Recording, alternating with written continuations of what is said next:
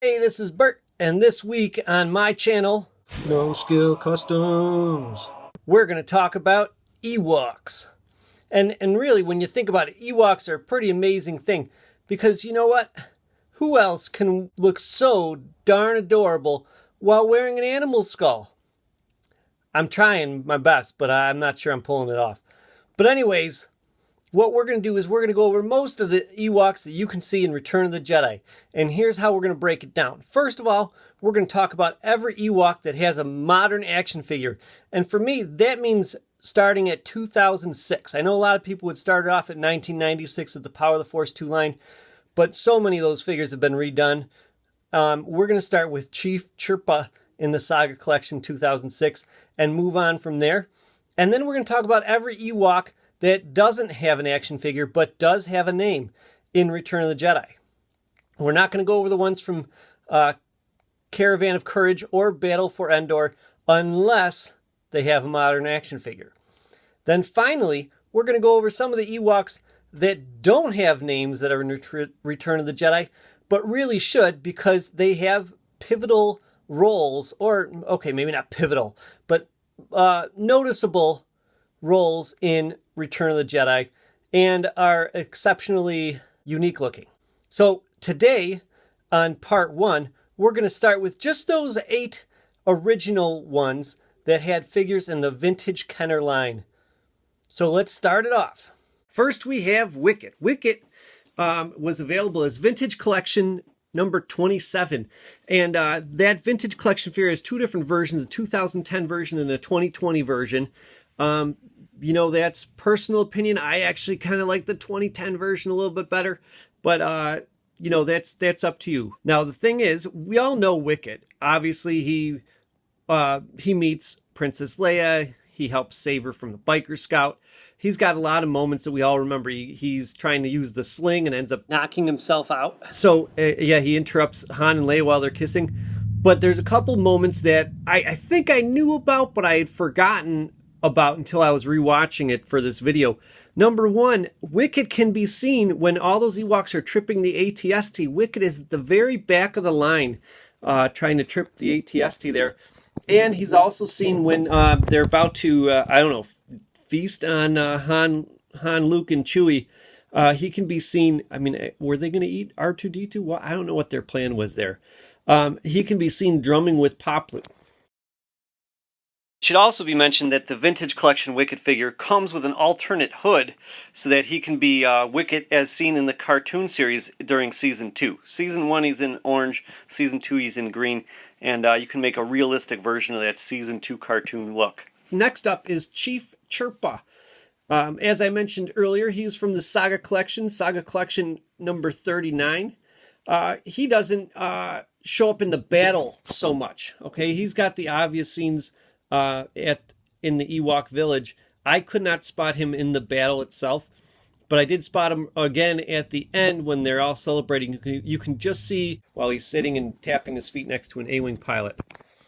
Then we have Logray. Logray is Vintage Collection number 55. Really great figure there. And Logray, obviously, he's got a lot of big moments in the you know, the cooking of the hero scene, right? And then again, when C-3PO is telling stories. But he is seen giving directions a couple times during the battle itself. And he's also in charge of trying to trip that ATST with, you know, the scene with that I just mentioned Wicket was actually in. Next, we have Tebow. This guy, he was always my favorite as a kid. I love Tebow. He was in the Toys R Us 5-pack. And he pokes at Han. I mean, he's got a lot of moments if you pay attention to him. He's zapped by R2-D2. He plays the drums at the end of the movie as well. Tebow, awesome feature about him and a lot of the other characters actually in the Toys R Us 5-pack is that he comes with 2 hoods. Because in Return of the Jedi, he has distinctly different outfits in Return of the Jedi. When you first see him and when he's in the village, he does not have a cowl around his neck, but in the battle, he does. Next, we have Poplu. And Poplu is just being remade this year, 2021. He is going to be Vintage Collection number 190. Okay, and he looks to have a little more articulation than the Legacy Collection one, which was Build-A-Droid 18, and there was another one previous to that. I mean, obviously we all know about the 80s vintage one that I have pictured here, but there was another one where he came with an ATST and he was riding a speeder bike, you know, because that's what he does. So that was his major scene, was riding the speeder bike, but he's also seen discussing with Tebow. He's obviously kind of like a higher up warrior in the Ewok bunch. He's also shown, you remember when I was saying Wicket was drumming when the prisoners were getting cooked? He's drumming the same drum with Wicket. And of course, he steals that speeder bike. Next up is Lumat. Lumat is Vintage Collection number 104. And talk about amazing figures here. This is actually my very favorite Ewok figure. He just looks so phenomenal. Looks so much like he did in the movie. And of course the publicity stills. That's actually where we know him best. He's kind of hard to spot in the movie. You can see him in the Ewok village just kind of walking around, especially right before Han says, "Got a bad feeling about this." You can see Lumat walking around there. Next up is Ramba. And Ramba, we go from Lumat, who's one of the best likenesses for an Ewok, to Ramba, where they did not get a good reference photo for this guy when they made him. His colors are off. They're missing a significant thing. One thing that, as you're watching the movie, Ramba isn't really that distinctive of an Ewok. And so the thing to look for is right above his forehead, he's got like this kind of suede, leathery pouch thing sewn onto his hood. I kind of think it's like a change purse. It's like where he puts all his change. But anyways, you can see that on the vintage figure.